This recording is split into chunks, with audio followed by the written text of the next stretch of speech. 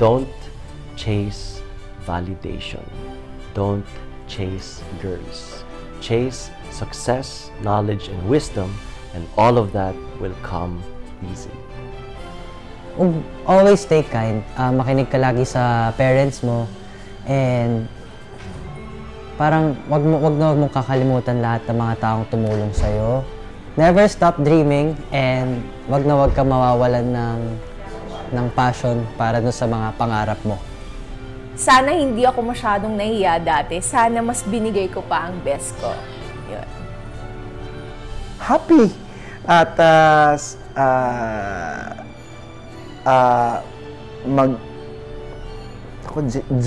June ako kasi, nickname ko June.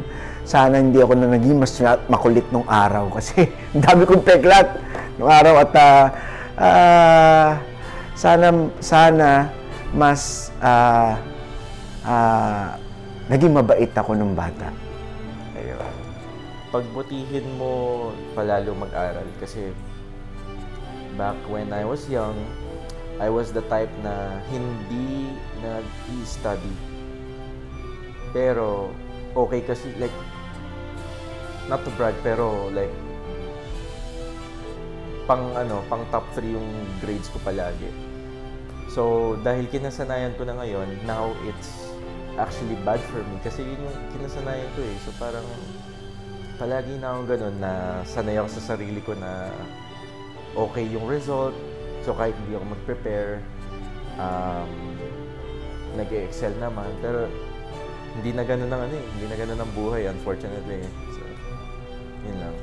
Gusto kong sabihin sa'yo na malayo na narating mo, pero malayo pa. Tama ba yung term na yun?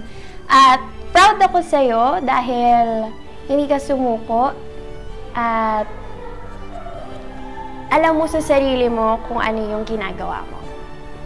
Dream, and kung mangarap ka na ng malaki. And kung malaki na yung pangarap mo, lakihan mo pa yung pangarap mo kasi sa panahon ngayon, anything is really possible.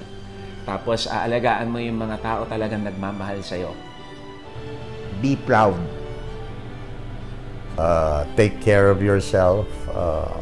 Take care of your health. And always be honest in everything you do.